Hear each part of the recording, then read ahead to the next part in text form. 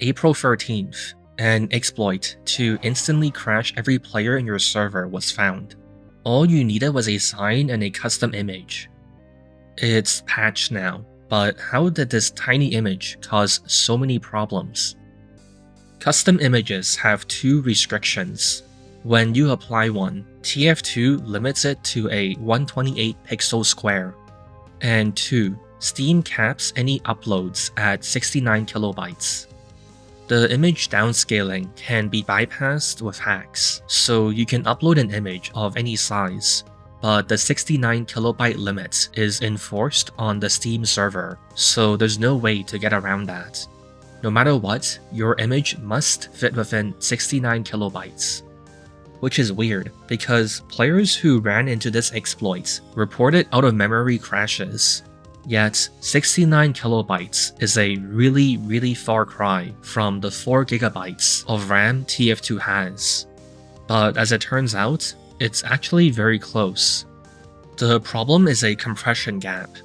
Steam stores the images as PNG, but TF2 needs them as raw data. If your phone number was all ones, when you pass it out, you just tell people it's 10 ones. You wouldn't say 1 10 times.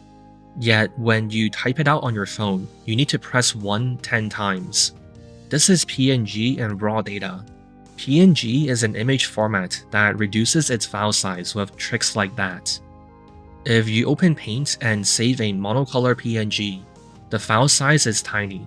Yet, if you use BMP, a raw data format which has no optimization or compression, you end up with a much bigger file. This is what happened. If you create a massive 1-bit PNG that borders the 69 kilobyte limit, in raw data, it unfolds to 2.2 gigabytes. When you encounter the sign, TF2 downloads the PNG off Steam and decodes it into raw data. When decoding is done, TF2 tries to find 2 gigabytes of RAM to put that raw data in, realizes it can't, and dies.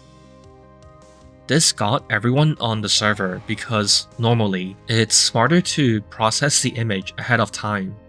Instead of waiting for the guy to pull it out, then have TF2 slowly download and process it right then, you do it in the background in advance, so by the time you see it, it's all ready to go.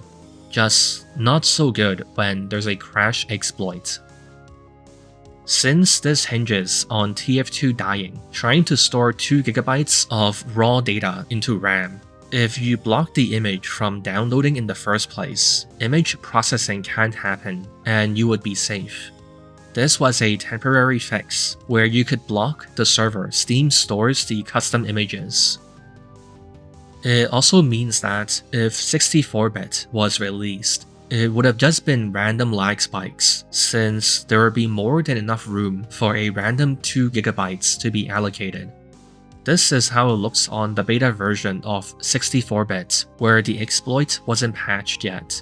It's just a black square. After the patch, exploit objectors just render as nothing. Sprays work differently, so this exploit didn't affect them. But besides signs, this would have also worked on any of the other decal tool items. Since animated PNGs can be stored as .pngs, you can also hack TF2 and force it to upload animated PNGs to Steam that even retains the animation data. It shows up animated on websites, but TF2 renders custom images in a static format, so in-game, it doesn't move and just uses the first frame.